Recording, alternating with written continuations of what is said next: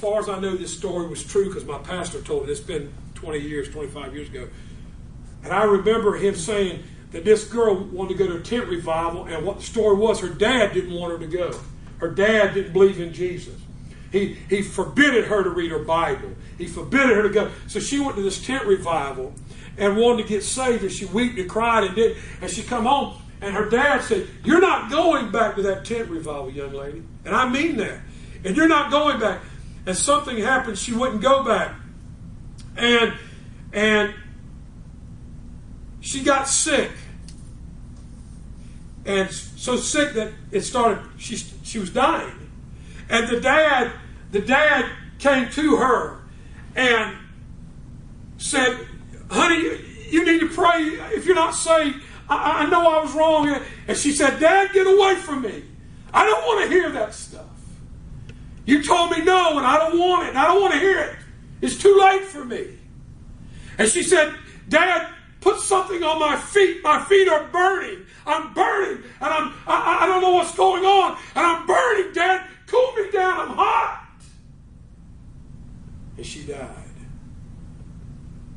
And her last words were, "My feet are burning."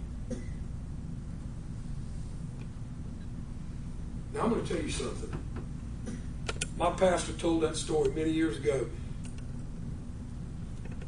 I don't know if it's a paraphrase story or if it was real, but I'm going to tell you something. It's got a real meaning to it. Without a new nature, hell's eternal. Amen. And people are playing with God, and you cannot play with God. It's just that simple. Jesus loves us all. Notice what it said, 5 through 8.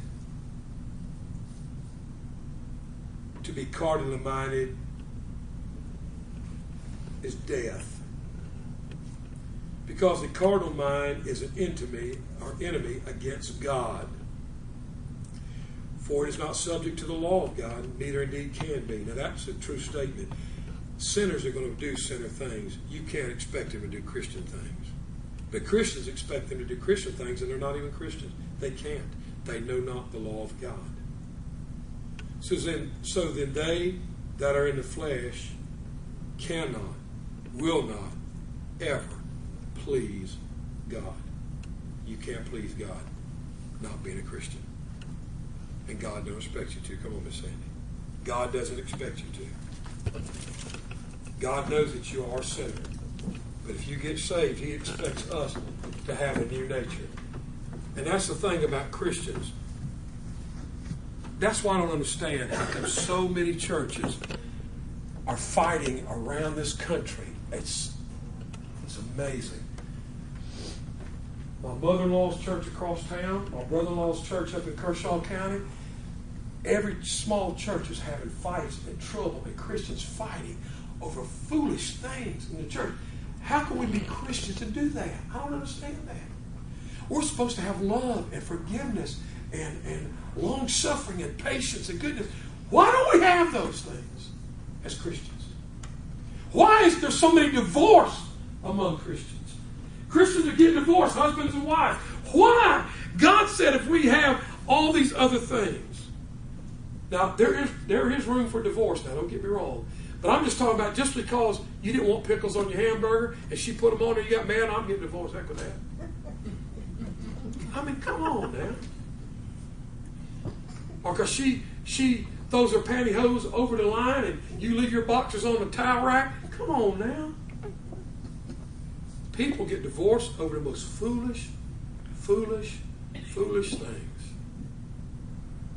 Amen. People fight in the church. We have a new nature. We're supposed to have that good nature, that nature that's after God. And we don't. We fight and we argue and we bicker and the church gets tore up and people do it. It's amazing the churches, the pastors I talk to, black churches, white churches, Hispanic churches, that they always have them devils in it and people want to destroy, and we call ourselves Christians. We don't love one another. I don't understand that. Because God said if we have a new nature, we will love like Christ loved. Ain't that something? Matter of fact, He said, one commandment I leave unto you. love one another as I have loved you. Right? Love is a wonderful thing.